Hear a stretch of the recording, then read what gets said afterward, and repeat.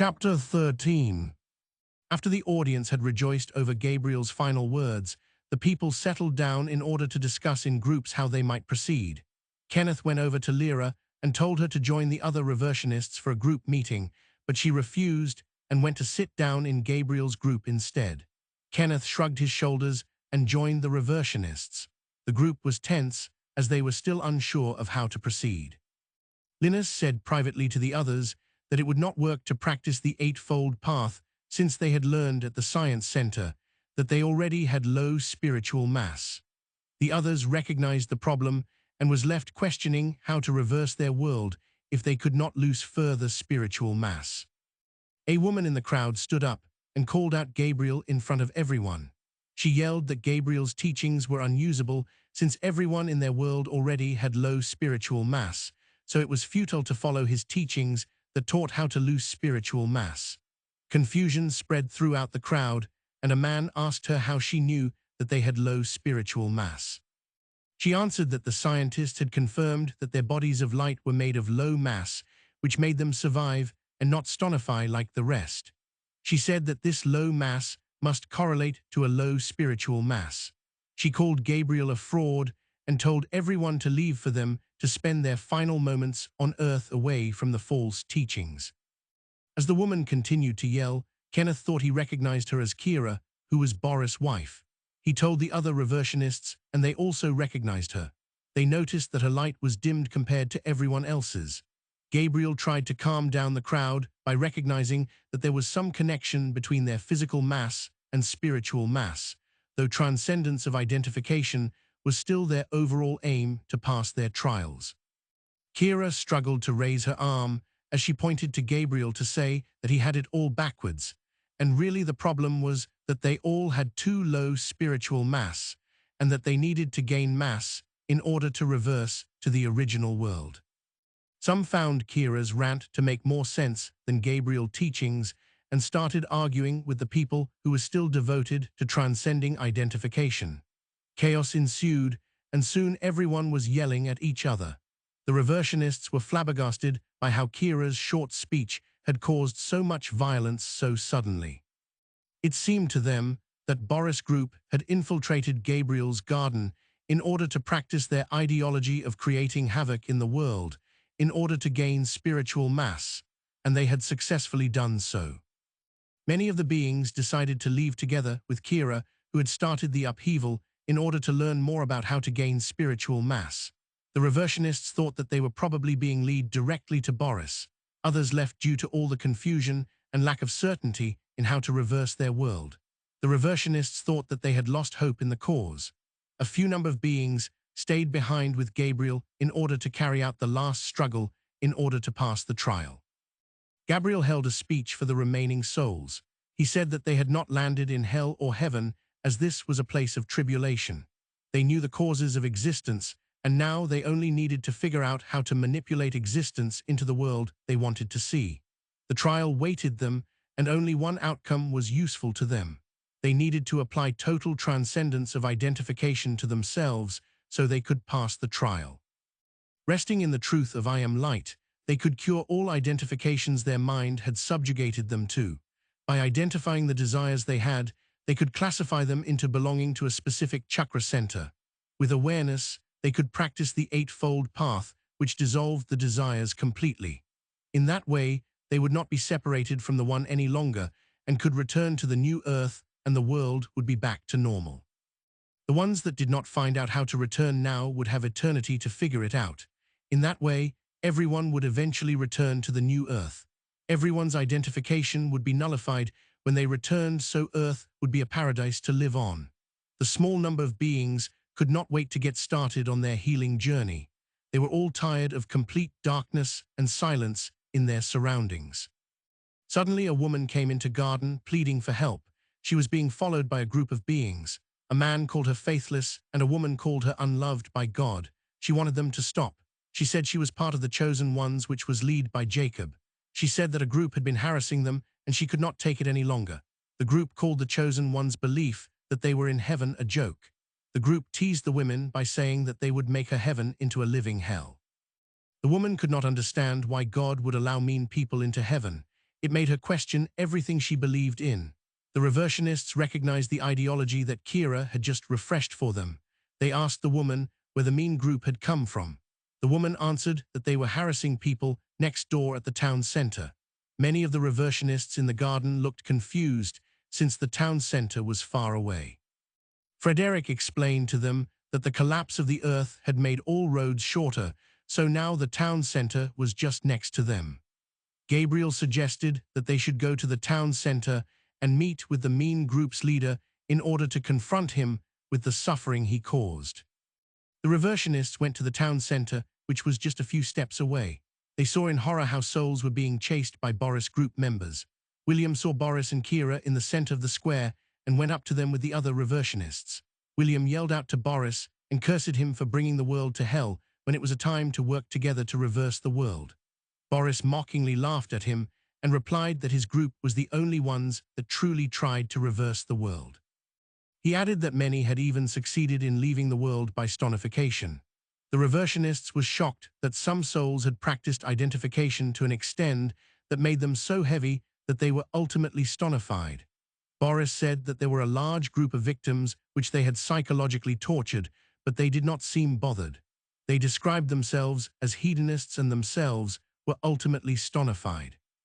William recognized the group as Charlie's group, which lived for instant gratification. Gabriel explained that this group's inertial mass had become great as they had relied on sensual fulfillment, so they consequently stonified. Boris said that Gabriel's teachings had been useful his group. Kira had told him all about how spiritual mass was accumulated, and he was ready to put it to use in new ways of psychological torture. He would teach his group to practice tribalism and staying loyal to the group's purpose. He would tell them to find pleasure in the torturing of others and make the pleasure their drive to torture. Furthermore, they should expect to harass their victims so much that they would break down and lose their mind. Everyone who was not part of the group was a victim and should be mocked and ridiculed, as were their rightful punishment. As they were not physically able to torture them, they should use their voice as a means to make the victims feel of lesser value than them. Their voice was their weapon and salvation. All of this should be practiced towards the ultimate goal of reversion by them gaining spiritual mass and rejoining the original world through stonification. He proclaimed that this was their individual timeless right as beings with worth. As Boris and Kira walked away, Kenneth frantically said to the reversionists that they should stop them from committing more crimes. William calmed Kenneth down and said that all effort was futile. As Boris had correctly stated, they could not physically restrain them as they would just pass through each other due to their light mass. Soon Boris' group would have chased every soul out of the town and they would only have each other to torture. Then it would be a sick game of who could persevere the longest without breaking down, and that person would, according to Boris, be able to return to the original world. The reversionists, who were focused on passing their trial, decided to go back to the garden where they could meditate on how to pass.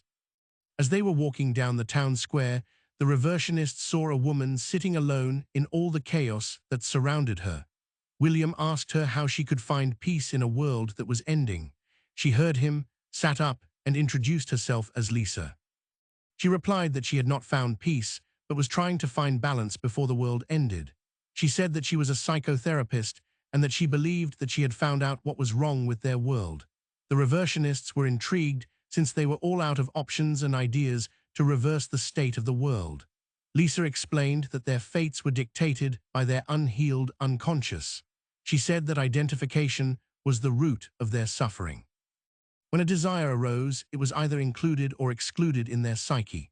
When the desire was included, it went to the persona, which was an identification, in order to resolve the lack which caused the desire. When the desire was excluded, it went to the shadow, which also was an identification, in order to suppress the desire. Gabriel said that both types of identifications were separating them from the one, and only transcendence of identification could resolve the issue. By neither including or excluding, the desire would dissolve completely. William asked if anyone knew what worlds increased persona or increased shadow belonged to. Linus thought that since the souls in their dimension had faith and the right understanding of love, they acted healed outwardly. Somehow they had unconsciously excluded many desires in order to remain at peace outwardly, but inwardly they were still subject to suppressed desire. They thought that they had no identification, but really it was buried in the shadow. Lisa agreed and said that whereas the persona was largely a conscious component of the personality, the shadow was primarily located in the personal unconscious. The persona was the social mask or role an individual adopts in response to the demands of society and culture. The shadow was the repressed, undeveloped, and unacknowledged dark side of the personality. Frederick figured that their physical spiritual mass was only attributed to the identification mass of the persona, and this was what was governing the motion of their own bodies.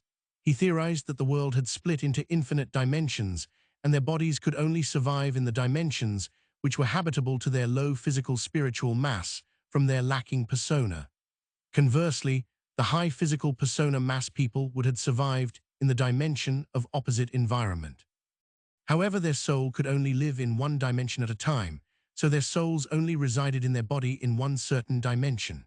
The dimension which their souls lived was determined by the combined identification mass of both persona and shadow. The ones with large persona mass ended up in a world with larger world soul emanation and material world epistrophe, while the ones with small persona mass ended up in their world with smaller world soul emanation and material world epistrophe. The dimension D could be modeled by first defining f of x equals over 1 plus x, then d equals open parenthesis 1 plus the indicator function of p greater than or equal to f of s close parenthesis times f of p plus open parenthesis 1 over s plus open parenthesis 2 plus s close parenthesis times the indicator function of p greater than or equal to f of s close parenthesis times f of s here. The indicator function of p greater than or equal to f of s was the indicator function which was 1 when the persona mass p was greater or equal to f evaluated at the shadow mass s and otherwise 0. If p is greater than or equal to f of s, then d equals 1 plus p plus s, and if p is less than f of s, then d equals p over 1 plus p plus 1 over 1 plus s, the normal dimension with a balanced world soul emanation and material world epistrophe had d equals 1, which was uniquely solved by p, s equals 0, 0. The dimension d had become very small in their dimension due to small persona mass, whereas the stonified people which persona mass was large would live in a dimension with very large dimension d. For souls in their dimension, they would have to focus on diminishing shadow mass since their persona mass was already low. For souls in the alternate world, they would need to both get rid of persona and shadow mass. So rejecting persona mass only for it to contribute to shadow mass would not change their world. This was what the souls in their world had done all their life, so their persona mass was low, but their shadow mass was large. William said that it seemed like the souls from Boris group that became stonified did not enter into the normal world. Instead, they jumped dimension into the alternative world, where the world soul's emanation and epistrophe were larger to account for their large persona mass. In that world, there was complete chaos, and they were isolated, floating in a sea of energy. Gabriel agreed that the only way to return to the normal world was to have complete absence of identification in both persona and shadow. Linus asked what had caused the sudden split into infinite dimensions. Frederick explained that since the degree of new identification of the material world's mind was proportional to its degree of transcendence of identification, since its transcendence was a mechanical unconscious response to creating new identifications. This was why both the strength of physical forces as well as diffusion was always scaled by the same. Since this was a process purely driven by new identification, then somehow the strength of new identifications had been altered in infinitely many dimensions. Lisa said it sounded like the material world had a case of identification paralysis in their world, where the strength of new identifications had become small, and in the alternate world, it had a case of identification compulsion, where the strength of new identifications has become large. It seemed that the strength of the material world's identification had become proportional to their persona identification, like their dimension formula predicted. But shadow mass also contributed to the dimension, so that only zero persona and shadow mass could reverse the world to its regular behavior. He said that since the dimensional strength was the same across the global universe at all times, it was purely a feature of nous, which the material world's mind inherited in its operations. Therefore, multiple dimensions could only arise as multiple instances of nous, as distinct localizations of the one's simplicity. It seemed that the one had created more than one dimensions of time at the moment of the separation from the balanced world. Before there was no other time dimensions for their impure souls to go to, but at the moment at separation, their souls could go to their dedicated world based on their combined persona and shadow identification. The fundamental split seemed like it was irreversible. The reversionists were only focused on returning to the original world, and if they could do it individually and independent of the fractured state of the world soul, then they were satisfied. Frederick's theory seemed to imply that total transcendence of identification would get them there. Lisa wanted to know more about Gabriel's philosophy, so he explained to her the cause of desires arising from an imbalance in the chakras. She found it interesting and decided to conduct an experiment with the reversionists. She made everyone verbally list their innermost desires, even if they had rejected them. Then she appointed 7 souls to represent each chakra, and they would remember which desire belonged to an imbalance in their assigned chakra. After about 100 desires had been listed, she interviewed one by one each soul that was keeping track. After a soul was interviewed, she told to all of them what the core issue with that category of imbalance was. Gabriel said that the root chakra governed their sense of safety, belonging, and fundamental connection to the world. However, when this chakra was imbalanced, individuals often sought validation and inclusion externally, relying on others' opinions to feel secure. Lisa said that the core issue of this imbalance was a sense of unworthiness. Lisa said that the desires to be respected, acknowledged, or to blend in reflected a deep-seated fear of not being enough or not having a rightful place in life. This sense of unworthiness could originate in early experiences where acceptance was conditional, creating a lifelong pattern of comparing oneself to others, seeking validation, and fearing rejection. The constant need to impress or conform masked the inner insecurity that one's existence, at its core, was valid. Gabriel said that the sacral chakra was the seat of emotional experience, pleasure, and flow. When imbalanced, it manifested as either avoidance or overindulgence in sensations and experiences. Lisa said that the core issue with this imbalance was a sense of fragmentation. She explained that desires such as escaping, seeking entertainment, or trying to feel intense emotions reflected a subconscious attempt to reconnect with a fragmented self. This disconnection could arise from early emotional neglect, trauma, or repression, where feelings were invalidated or ignored, leading to a split between the inner self and lived experience. The pursuit of pleasure or distraction became a compensatory mechanism to restore a sense of wholeness that felt inherently missing. Avoidance was also rooted in fragmentation, since the self had learned that certain emotions or sensations were too overwhelming for its divided structure to handle.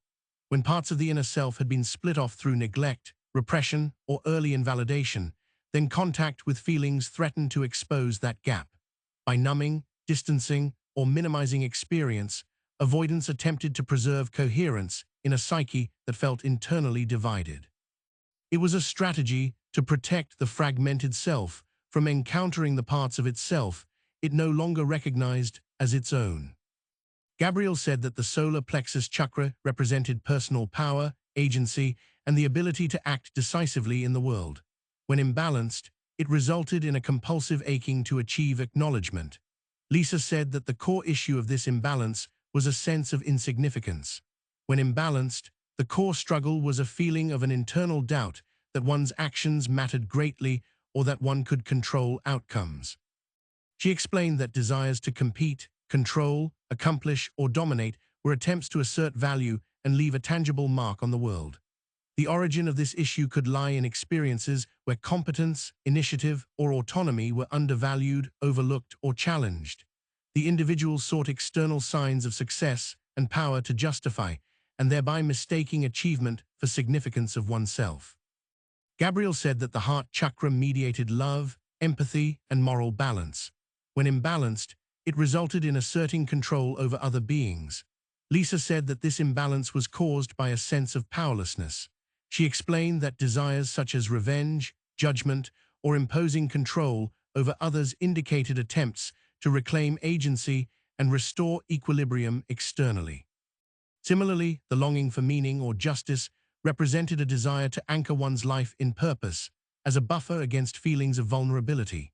This imbalance could originate from experiences where one felt helpless or unable to protect oneself or others. It could also originate from early relational dynamics or societal structures that communicated that one's needs or influence were secondary, fostering a preoccupation with controlling outcomes to feel safe.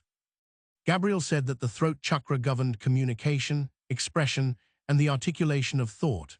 When imbalanced, the individual became entangled in the idea of expression instead of the act itself. Lisa said that this imbalance stemmed from a sense of intellectual inadequacy. She explained that desires to argue, be heard, or receive explanations was experiences of doubt about one's ability to express themselves effectively or to be understood. This imbalance could stem from a fear of being dismissed or ignored. This core issue could originate from environments where one's voice was undervalued or where intellectual contribution was challenged or ridiculed, creating a compensatory pattern of seeking validation through speech, debate, or constant explanation. The pursuit of clarity externally became a way to counteract internal uncertainty. Gabriel said that the third eye chakra was associated with insight, perception, and understanding of deeper truths. Imbalance manifested as over-intellectualization and seeing patterns in everything. Lisa said that this imbalance stemmed from a sense of distrust in life and the universe. She explained that the compulsive pursuit of certainty, explanation, and being right reflected an attempt to impose order on a world perceived as chaotic.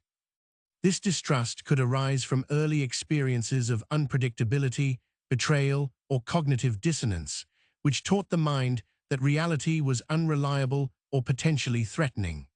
The underlying fear was that without vigilance and intellectual mastery, one was vulnerable to deception or loss of control. Gabriel explained that the crown chakra connected to awareness, transcendence, and the sense of being part of the larger whole. When imbalanced, there was a compulsive need to create an identity for oneself. Lisa said that this imbalance stemmed from a sense of fear of non-existence. She explained that the desires to exist and to be a focal point were attempts to assert presence and significance in the face of mortality and impermanence. This fear could originate from the early recognition of finitude and separation. These were moments when one felt the fragility of life or the enormity of the universe, prompting a fixation on ensuring continuity. The drive toward transcendence or identity affirmation became a way to deny the existential reality of non-existence. Now they discussed the cures for these core issues. Gabriel said that this was a perfect time for them to apply what they had learned. He said the sense unworthiness dissolved when it was met with acceptance, because acceptance reflected the feeling without judgment, resistance, or personalization. When one allowed the sense of unworthiness to appear exactly as it was, without trying to fix or escape it, the issue was seen as a conditioned impression rather than a statement about one's value. Acceptance mirrored the pattern back clearly, revealing its origins in past wounds and misunderstandings rather than inherent deficiency. By seeing it plainly, the emotional charge that maintained the belief collapses. Unworthiness could not survive in a mind that simply witnessed it. It was sustained by natural resistance, not embodied resistance. He said that meaning and purpose resolved the sense of fragmentation by giving the self a unifying direction, something stable, chosen, and inherently coherent that all inner tendencies could organize around. When a person acted toward a purpose that felt deeply meaningful, the scattered parts of the psyche no longer needed to pull in different directions to find relief. Instead, they naturally aligned into a single flow. Meaning did not numb the fragmentation, nor overpower it, but integrated it by giving each feeling, impulse, and desire a place within a larger narrative of becoming. Purpose became the thread that gathered the disconnected pieces into a whole, allowing one to feel inwardly continuous again, not by chasing intensity or escape, but by living from a unified sense of why. He said that the sense of insignificance dissolved when one rejoiced in unity, because unity revealed that no being was isolated or irrelevant. The feeling of insignificance arose from imagining oneself as separate and alone, but unity showed that each life participated in a vast, interconnected whole. Rejoicing in this shared essence replaced loneliness with belonging. One saw that value did not come from individual accomplishment, but from intrinsic participation in existence itself. In the light of unity, insignificance became impossible. Every part mattered since every part expressed the whole. This recognition brought a quiet joy, a sense of meaning rooted not in comparison, but in connection. He said that fear of powerlessness was resolved through will in form of mindful attention, because attention brought agency and clarity into moments that once felt overwhelming. When one observed the sensations, thoughts, and impulses tied to this fear with steady awareness, the fear lost its dominance. Mindful attention interrupted the automatic narratives of helplessness and revealed the subtle choices hidden within each moment.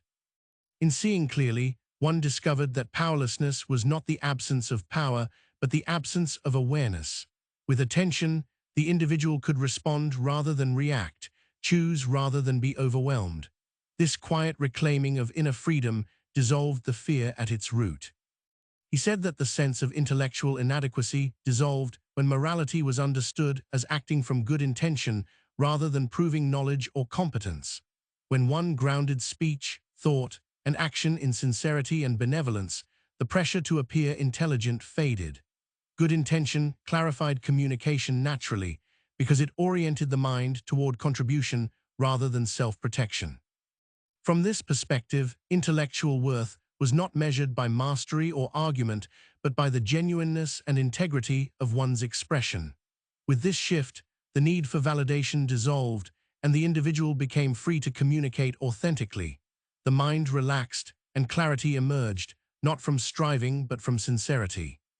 He said that the distrust in life dissolved through faithfulness, which was the willingness to surrender control and allow reality to unfold without constant fear or embodied resistance.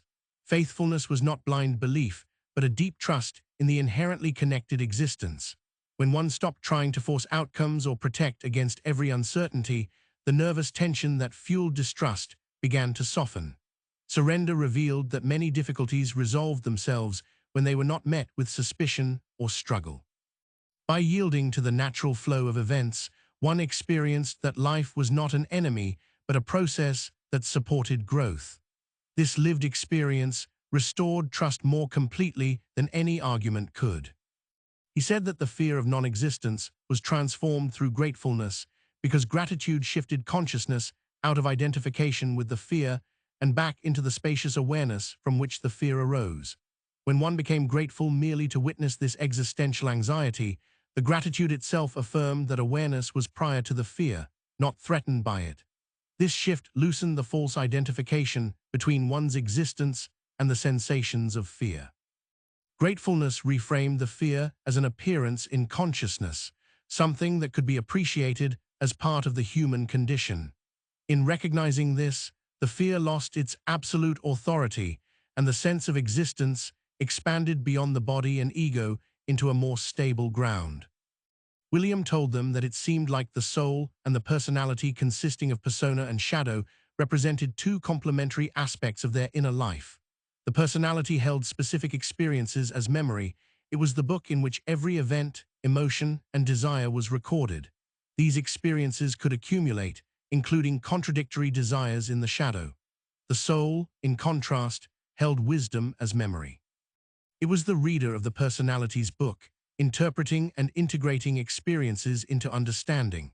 It seemed that the relationship between soul and personality could be understood in terms of guidance and learning. The soul acted as a wise parent, the personality as a demanding child. The parent must not simply command, but show the child the way. Lisa said that this relationship echoed across family structures, social hierarchies, and collective systems. At every level, there existed a regulator and a regulated, and the most effective guidance was delivered not through dictation, but through demonstration that invited participation.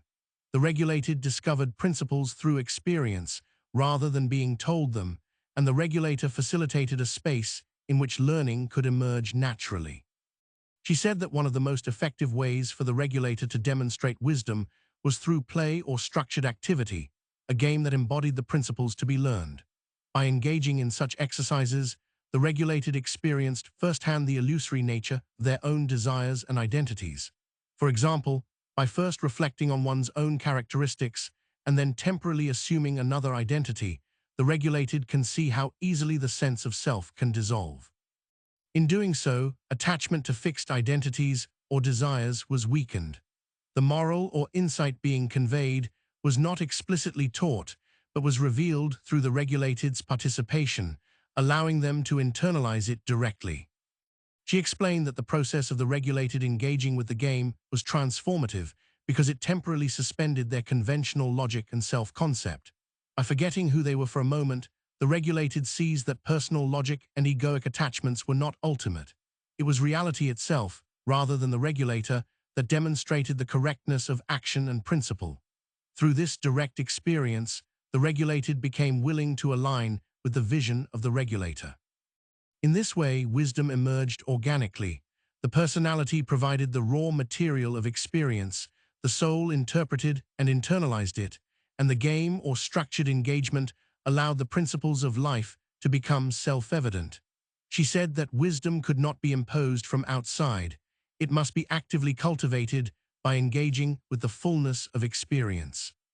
The soul's role was to interpret, integrate, and transmit that understanding, while the personality provided the richness and complexity of life's data.